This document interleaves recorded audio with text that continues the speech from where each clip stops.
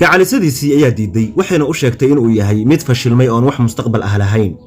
waxa uu ahaa artiste basiid ah balse waxa uu ballan ugu qaaday inuu u gadi doono qasri ay ku noolaato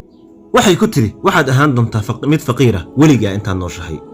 ma rumaysan kartid sida uu isku bedelay 20 sano kadib artistahani sawirada gacanta sidee ayuuna uga dhigay gacalisadiisii in ay ka shalaydo wixii ay ku fashay isaga waxa uu ka dhashay qoys faqiir ah oo ku nool mid kamid ah tuulooyinka hoos yimaada caasimadda Netherland ee Holland faqriga ay dareemayeen qoyskoodu awgiis waxa laga saaray iskoolkii oo ay ka bixin waayeen waxaana lagu khasbay inuu shaqeeyo isagoo maraya daruufo aad u adag ayuu waxa uu aad u jeclaa sawir gacmeedyo sameeyo markii uu noqday wiil dhalinyaro ah ayaa waxa uu u safray wadanka Ingiriiska si uu u noqdo fanaan weyn oo dhanka sawir gacmeedka ah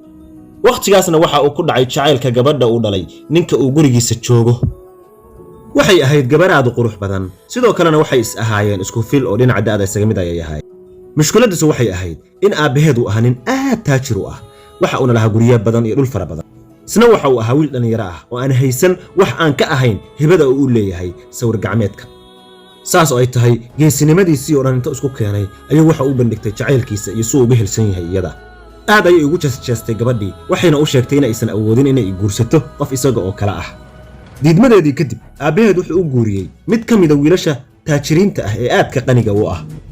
wuu niyad jabay wiilkii dhalinyarada ahaa ee miskiinka ahaa waxa uuna noqday caalamkii oo dhan wuxuu ku noqday mid mugdi ah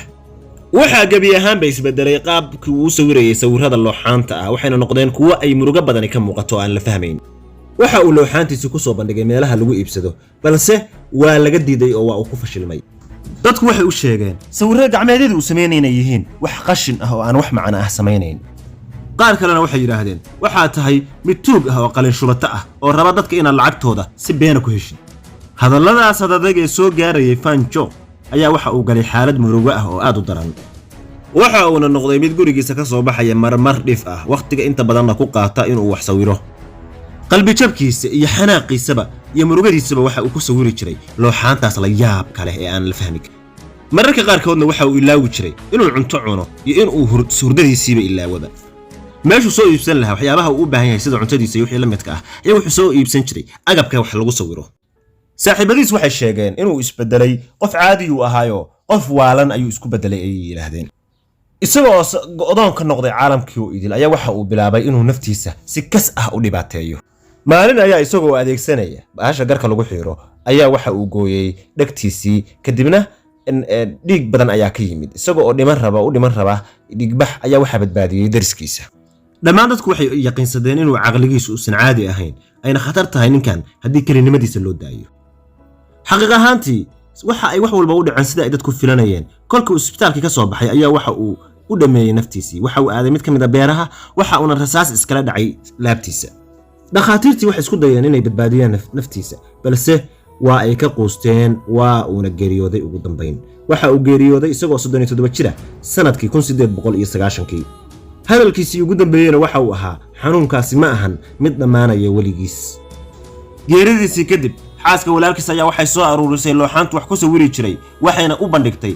sawir gacmeedyada caalamka sawir gacmeedyadaasna waxa aad uga helay fanaaniintii sawir gacmeedyada sameyn jiray oo dhan waxayna ogaadeen qiimihiisa waxay yaqaynsadeen sawir gacmeedlihii sameeyay sawiradan inuu ahaa nin aad u caqli badan dadaal badanna ku baxshay boqolaal sano kadibna looxaantii waxa lagu iibiyay lacag ka badan 300 milyan oo dollar